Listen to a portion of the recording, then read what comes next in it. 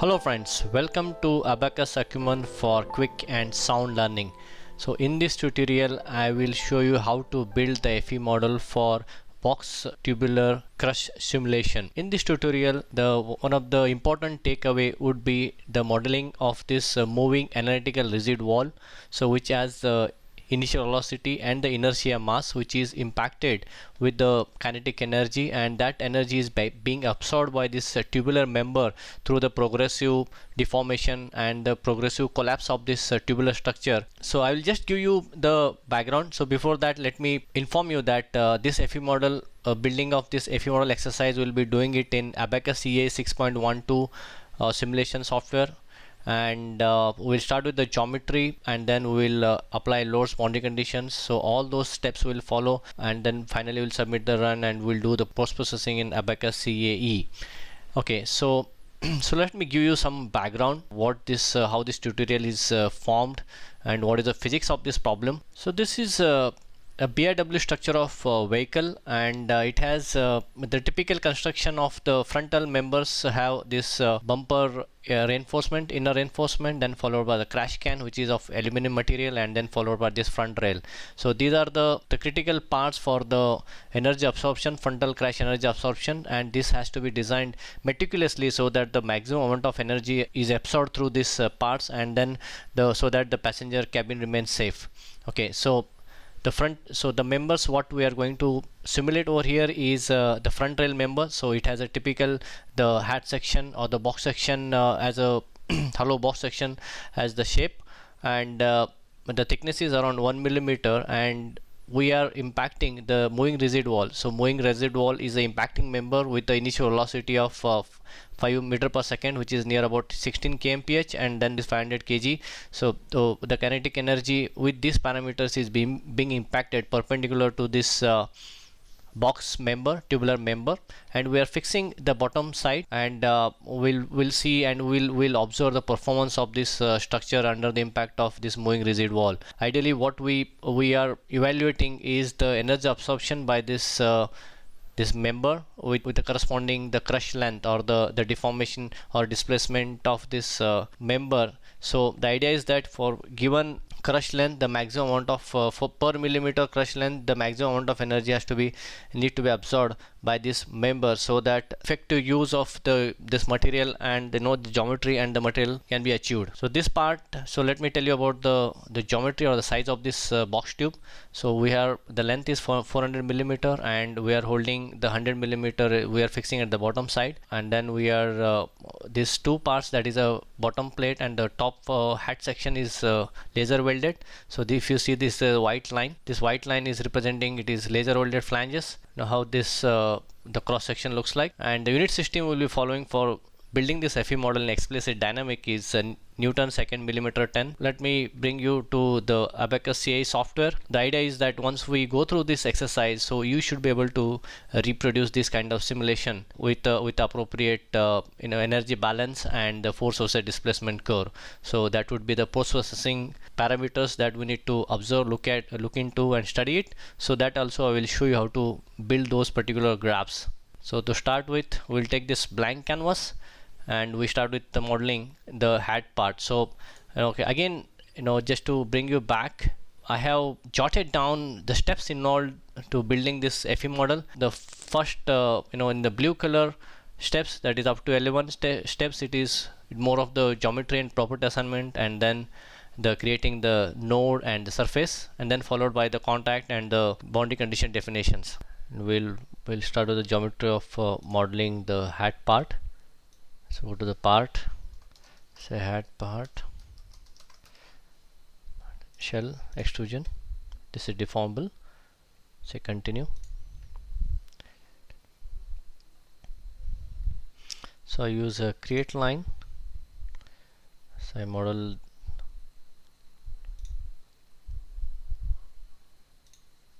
this is 15 flange, and then so I will first create lines and then modify as per the dimensions what we have.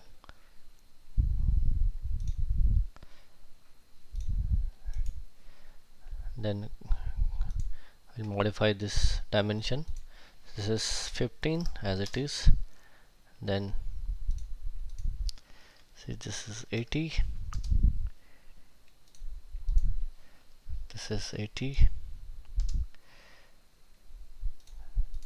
again 80, this is 15. So we're done with the head part. Now let's extrude it. So we're going to extrude for 400 millimeter. So the part is ready.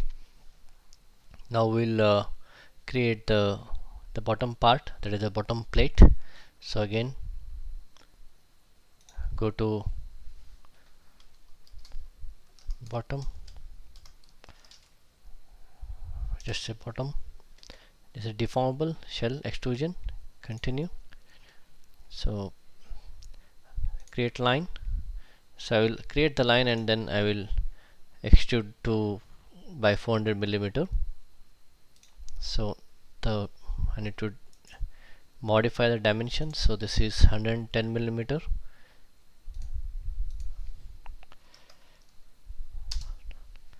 110. This is done. 400 millimeter extrusion length. Okay. So let me create the assembly.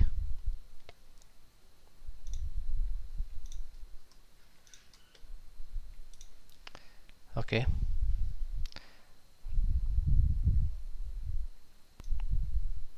So we have to slightly adjust the position over here. As you see, let me see what is the distance.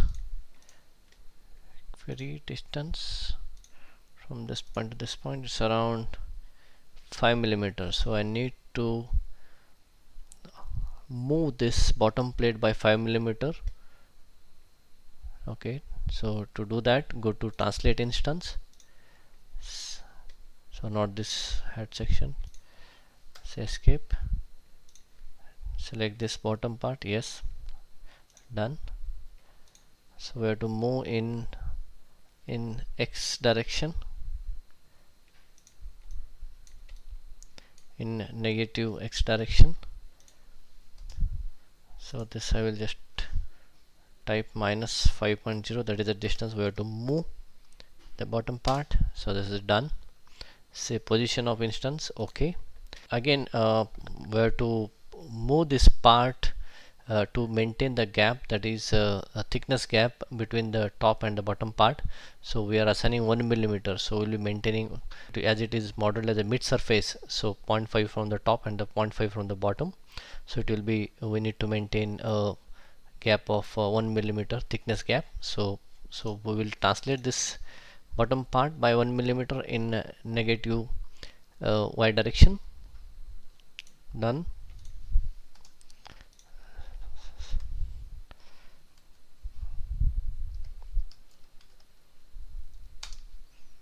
Okay, this is done.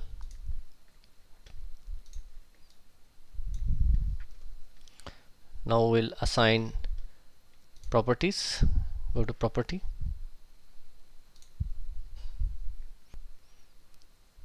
So we'll start with the head part. Say create. This is the material is steel. Density is 7.8 e raised to minus 9. So this is in tons per millimeter cube. And then we'll go for the modulus is 2.1 e raised to 5. This is in MPa. And Poisson's ratio is 0.28. This is a standard number for steel. So guys, I have this we need to define the elastic plastic curve. So this is a true stress strain curve. So just paste it over here. So the yield stress is 380 MPa. Just say OK. So we are done with the definition of steel material. Then we'll go to the section manager. We'll create a cell section, that is cell homogeneous. Say the hat or shell section. Continue. So the thickness is 1.0, material is steel. Okay, dismiss. Then we'll section manager where to assign these properties. So we'll be selecting this part. Done. And section is head section, so we'll continue with the middle surface. Say okay. So color has changed to green, so that means the property has been assigned to this part. So now we'll move to the bottom part. So again the same process. So the material is same, steel, so we no need to create another material. So we do create another cell section just to have uniformity and easy to in understanding. We have this section bottom.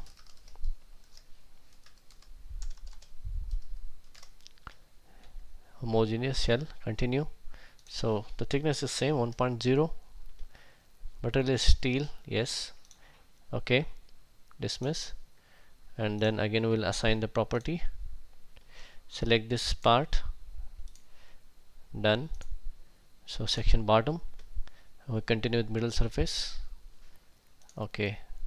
So this is green in color, so that means the property has been assigned to this bottom plate. Done. So guys, I have I have jotted down the steps involved in this FE model creation. So we have so we need to perform first this blue points, blue steps.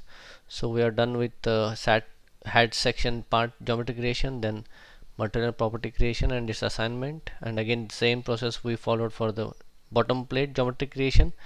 And then we need to go and create the mesh out of this geometry. So let's do that. So to create a meshing of this part, we go to the mesh module and highlight the head part. We start with the head part, or we can simply start highlight the assembly itself, and so that it can be done at once. So we have to make this part item independent. So this is the message given by Abaqus CAE. So we'll go to assembly and I'll select these instances and then make it independent. Okay, this is done. Same for this. Okay, now we are ready to mesh. Select these two instances, and the mesh size I'm going with 5 mm, so that suits this geometry. Say okay, and then select this part. Okay, so we're done with the meshing. Now we'll go back and see what are the next steps. So we'll move on to analytical residual creation. So this is the one of the important steps of this tutorial. So now we'll go to part, and we have to create analytical resid wall. For that, say resid wall, and we're going with 3D. So here it is, we have to change it to analytical resid, and it is extruded shell. Okay, the approximate size is 200. That's fine. And now this is so I'm going to create somewhere over here, and later I will modify this dimension so that it will cover the entire cross section of the tubular member what we modeled. So the dimension I'm going to change it to somewhere around 200 millimeter or 250 millimeter, so that so the entire part will be covered. Done. And the approximate size is 200 millimeter. That is also fine, or we can make it to 300, so it doesn't matter. So alright, so the rigid wall is created, and let me see where it stands. So I need to create again the assembly. Okay, so here it is. So we need to do a slight positioning of this rigid wall. For that, go to first we need to rotate this and bring it to a plane perpendicular to the longitudinal axis of this tubular member. For that, go to rotate So rotate the instance, select the instance, and this is the axis. Select the point. This is the axis where we need to rotate along with. So -90 should be fine. Done. So say OK, and then we will position it. We'll bring it closer to this tubular member by and try to maintain the gap of 5 millimeter, 3 to 5 millimeter. For that, what we need to do is let us understand the distance between these members. So in g-axis, it is the distance is somewhere around 150 millimeters. So we'll move it in g-axis, that is the g direction, by 145 millimeter. So let us do that. Translate, select the instance, done. So just say enter, and here we'll say minus or 145, that is millimeter. Say OK. So let me see where we are. So we are very close to OK. Now you can see the gap between these two members is very less, that is up to 5 millimeter. That's fine. Okay, and ideally there is no need to position in x-axis because this is infinite plane in x direction. So we'll continue. Let me pull back and see what are the next steps. So now we'll go ahead and create a reference point for this rigid wall, and then apply inertia mass of 600 kg, and then followed by we will create a node set for this reference point. So later it will be used for velocity and constraint definition for the analytical rigid wall. So we'll start with the creating a reference point. So go to part. So we have this rigid wall and part. So we'll rigid wall and then reference point. So we'll select the reference point, whichever you are comfortable. I mean, that should be fine. Reference point is done. You can see it is highlighted as RP, and then we'll assign the inertia mass. So for that, go to the property and inertia manager, say create, say mass inertia, give some name, point mass inertia, continue, and select this as a reference point. We need to assign the mass, inertia mass, to this reference point. So select the reference point, say done, and it will ask for the mass value. So that is 600 kg. So guys, here we have to put it in ton unit as we are modeling in Newton, ton, millimeter and second unit system. So it would be in 0.6 ton. Okay, so this is done. Dismiss. Now we'll create a set out of this RP, that is a reference point. So go to set,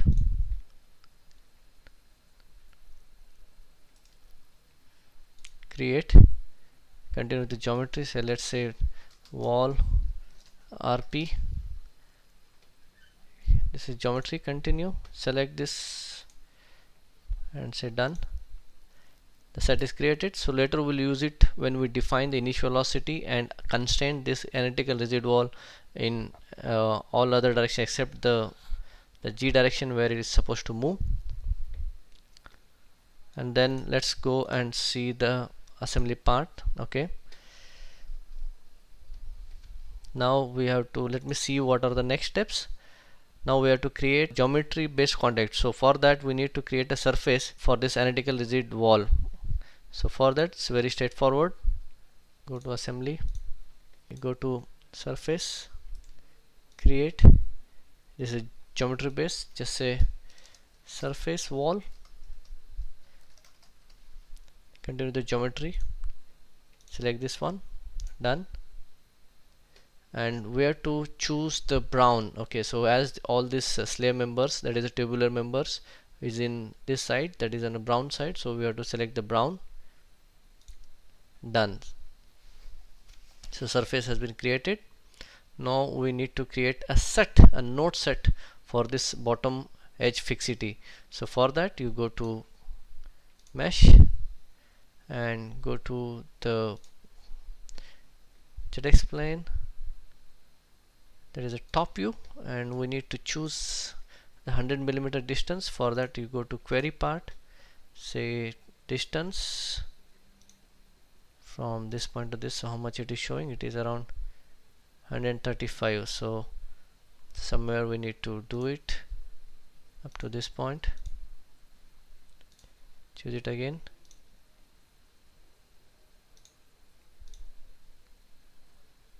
Okay, so this is 105, so just one element we need to leave. So go to set, create. So we are going to do it for node based, fix nodes, continue.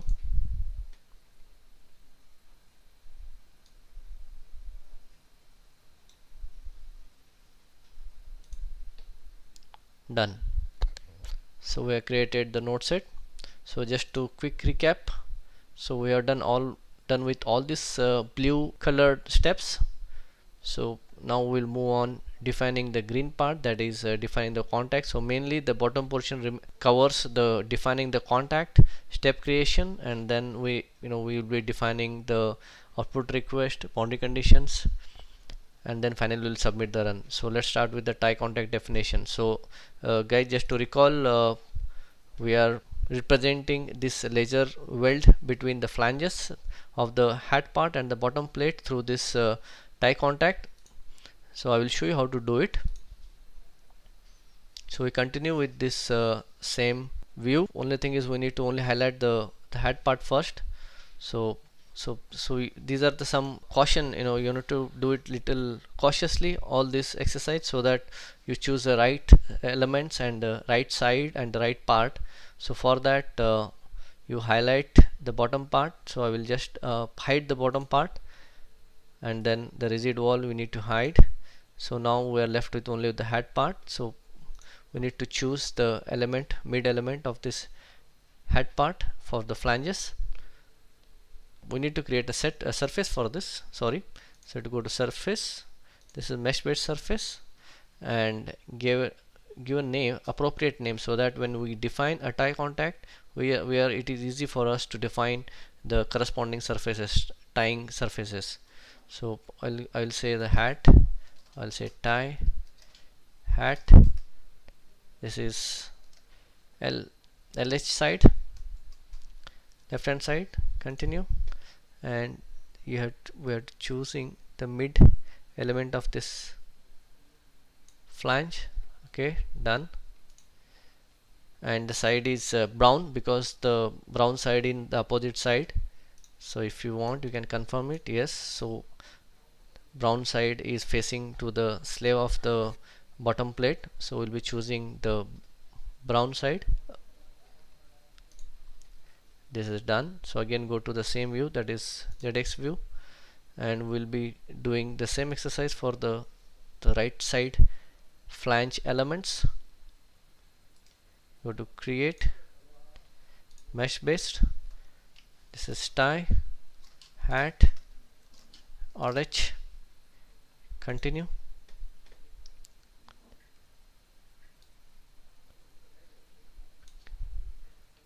Take a very small window so that the mid element will be selected. Done. So again it is brown. This is done. So the same exercise will do it for the bottom part. So for that you go and hide this head part, and then we'll show this. Okay, so keep it in the same view again, ZX view, and repeat the surface creation activity. This is tie and the bottom BTM LH side, continue. Select the corresponding underneath element. Done. and here we are going to choose the purple part, and similarly for the right hand side create RH side, continue,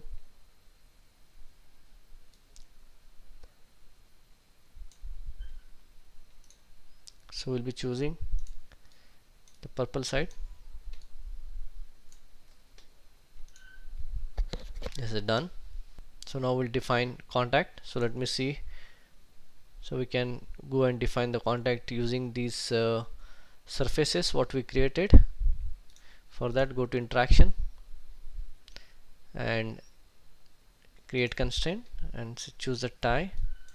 Say put a tie contact definition, continue, and where to choose the surfaces. So the surface based, and click over here.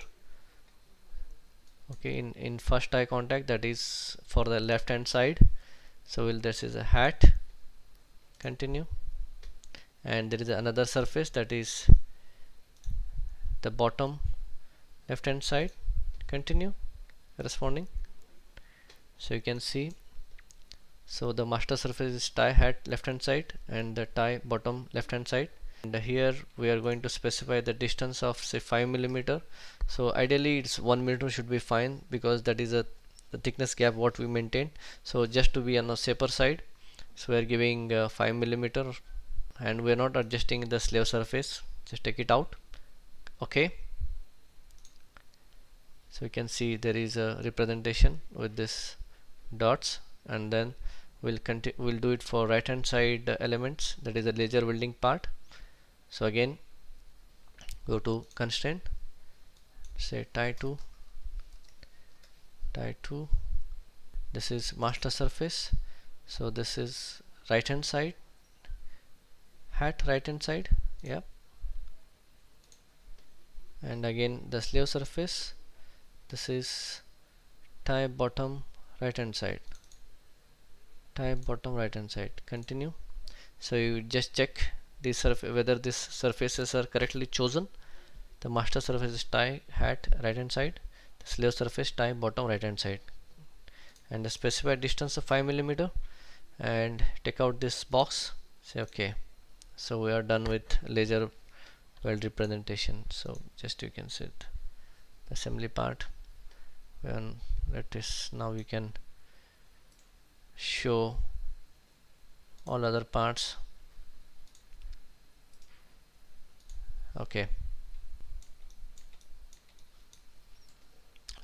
so we slightly have to reposition rigid wall part. So to do that, so that we'll bring it at mid portion, translate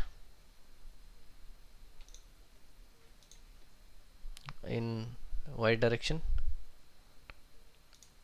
that is negative y direction, done. So we'll do it by say 50 millimeter minus 50,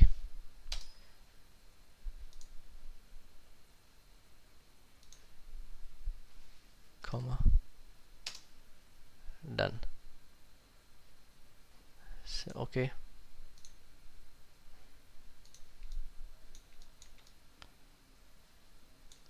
now now the position of the rigid wall is perfect.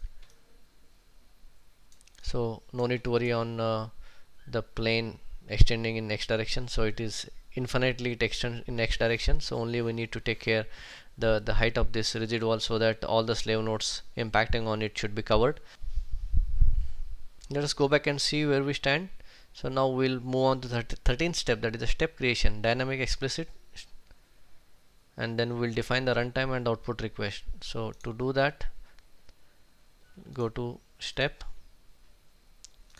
manager, so create and say dynamic, choose the explicit dynamic explicit, continue, and the time period will be choosing 50 milliseconds, so it is 0.05 seconds.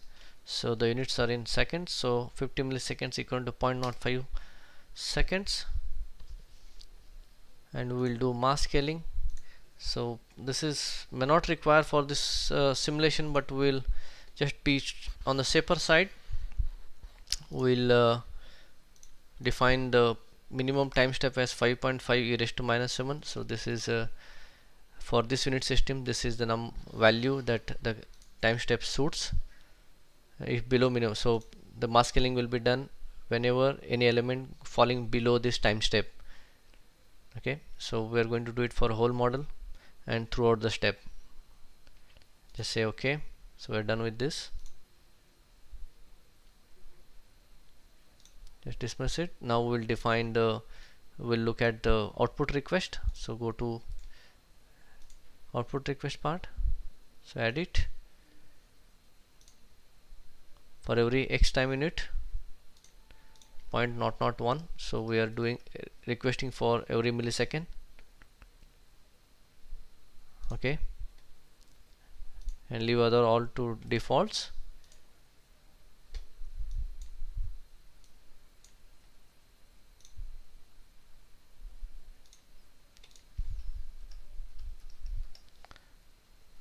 Just say okay. This is done. So we'll move to next steps. So we have to define the contact. Okay, so we have to define the general contact between the rigid wall and SL contact for this tubular member. Go to interaction, manager, create. So we'll be creating the self contact, or general contacts are just a contact all. This is general contact explicit. Continue. So here we are with also with self, and we'll be defining the friction properties over here. Create one, say friction, so contact, tangential behavior, friction test penalty, and the friction is 0.4. So guys, when if we define there's no friction, that is 0, that is a continuous slippery condition, and if we define the friction as 1.0, that means the nodes which are going and interacting, or once it get in contact with the rigid wall surface, it will stick to the rigid wall. So that is a sticky condition. From the practical point of view, the friction between these parts should be somewhere around 0.4. okay, so we have to assign this part. Yeah, so global property assignment, we have to assign this friction. Just now we created this property. Just say okay. This is done. Okay, let me see where we stand. So we'll define boundary constraint. Okay, so we'll be fixing the bottom part, that is the end part, and then we'll constraining the rigid wall reference points and allowing only the rigid wall to move in a z direction, and then we'll be defining the initial velocity to the rigid wall. Okay, loads, fix bottom, and continue. So we'll be choosing the fixed nodes which we already created. Continue, and we'll choosing the encaster. So all degrees of freedom are fixed, so you can see it is come up over here. And now we'll be constraining this reference point, BC rigid part, BC wall. So displacement rotation. Continue. So we'll be choosing the rigid wall reference node. I think we have created this. Yep, continue. So it is chosen. So we'll be fixing all other direction only the in z direction. So we are allowing this rigid wall to move only in z direction. Okay, this is done. So you can see the symbol is highlighted. Now we'll define the initial velocity.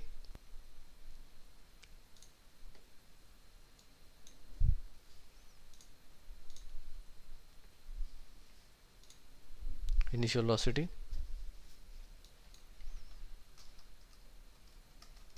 So choose the category mechanical, put some name, and then choose this type as a velocity. This is for initial velocity, and we'll be selecting the rigid wall reference point, and we'll be defining 5 meter per second. So that means we are defining in v3 that is in positive direction, that is 5000 millimeter per second. So this is translation only. Done. So let me go back and see where we stand. So we are done with all the FE modeling build-up process for this tubular crush simulation. So let us submit this. So for that you go to job, create, put some name, crush 1, continue, just leave it to default, and you can directly submit or you can write the input deck. So I will just submit it. Yeah, the run will take 10 to 15 minutes to create a full ODB file. So to save time, I have a result with me, so I will just open this results, call this results over here. So this is the ODB file. Alright, so let's go and see the animation part. Okay, let's make it slow it down. Alright, so you can see how the tubular member is being crushed with the application of this moving analytical rigid wall with initial velocity and the mass, inertia mass. This run looks very clean, and the energy is being absorbed by this tubular member. So here we have to do some post-processing, and we need to extract some plots to understand how this member is being collapsed and how we can interpret these results further. So for that, what you have to do is, let me clean up things over here. So go to XY data. So here we are trying to get a force versus displacement graph. So initially we will get the force versus time, that is, the force is nothing but the reaction force experienced by this analytical rigid wall when it pushes this tubular member. So that is the resistance offered by this rigid wall. So for that, you go to ODB out. So here is the reaction force. So first we'll plot the reaction force for what you have to do is you have to select this unique nodal position and then click on the reaction force and the magnitude. So you have to select only the magnitude, that is the resultant force, and for nodes you select from the node set rigid wall, that is a reference point of the analytical rigid wall, say plot. So you can see the graph. So this is a force versus time, and this is a kind of a first peak and then followed by the second and the third.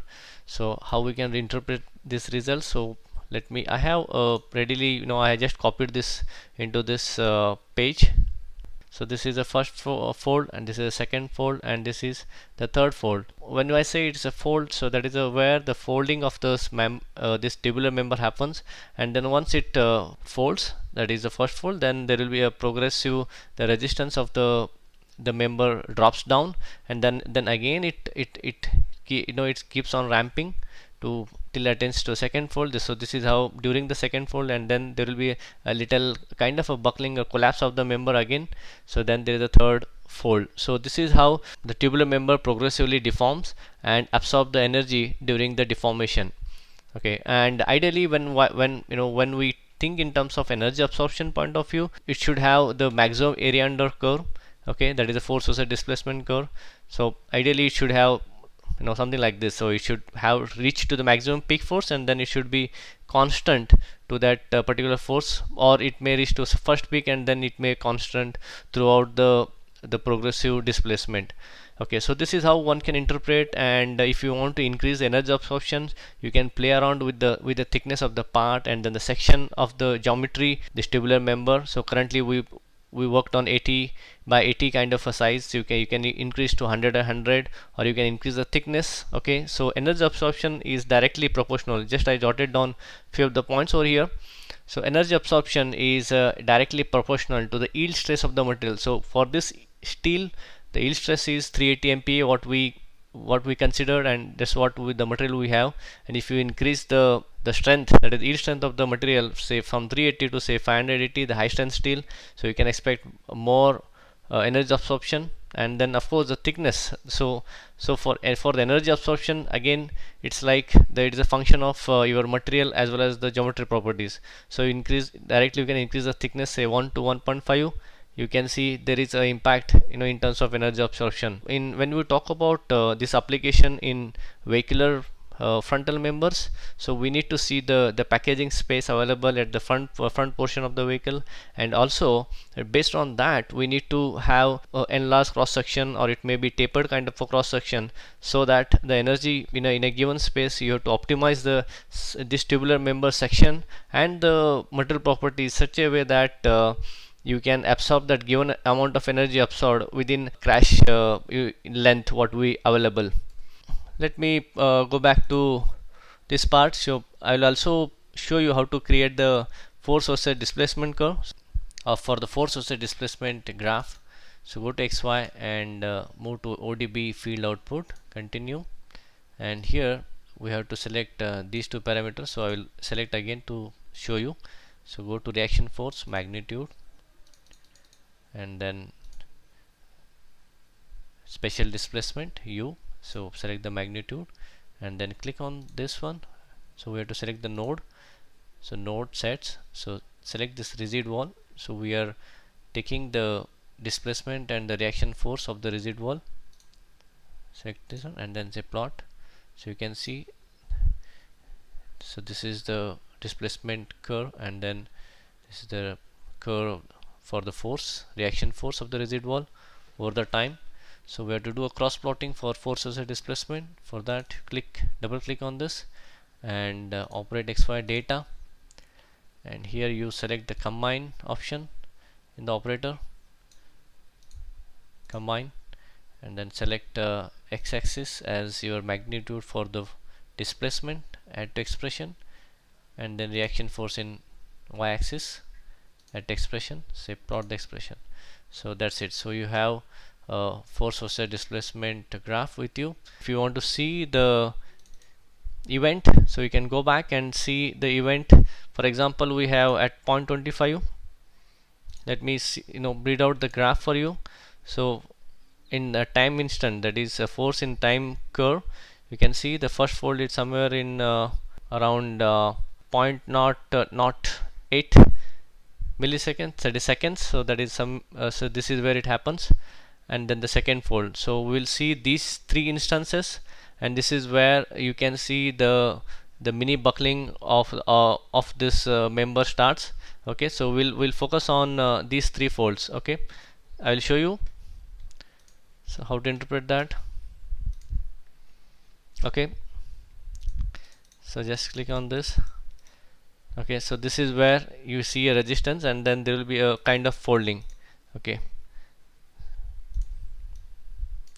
so you can see the folding occurs from this point. So this member is slightly lifted above. Okay, and then see, and then this is the second fold over. There will be a kind of a buckling, or where the resistance goes down, and again there is a third folding, and so on and so forth. So this is how we have to interpret the results.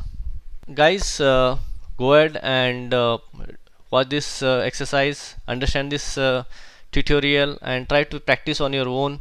And now you have a lot of knowledge and information about how to conduct the simulation in Abaqus CAE, as well as this kind of a problem, how to tackle and how to improve the design. It has given enough information, this tutorial. So I hope you find this tutorial useful, and do not forget to like us and subscribe us on YouTube. So thank you, bye bye.